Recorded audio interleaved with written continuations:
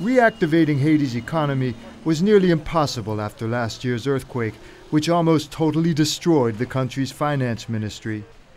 With no safe offices to work in and most essential equipment crushed, the ministry's more than 500 employees resumed activities as best they could.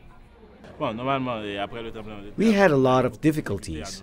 We had to work out of the civil direction building, which was very difficult because it was too small and we were working in rotation shifts.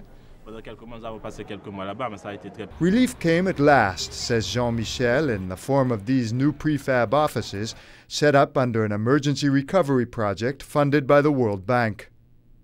The Finance Ministry's employees are now finally back and working at full speed, spread out among the 5 prefab buildings, including one to house the tax directorate. Each of the new buildings is equipped with new computers and furniture. When these were done in July, we moved here, and really, it is comfortable compared to the 4 months that we had over there. Immediately following the earthquake, the World Bank and Haiti's finance ministry accelerated a budget loan which helped the government pay salaries of civil servants and meet critical expenditures. The ministry was also aided in retrieving critical data from the rubble. We rapidly made it possible for the customs and the tax offices to restart collecting revenue so that at the end of fiscal 2009-2010, we have finished with about 80% of receipts that we had before the quake.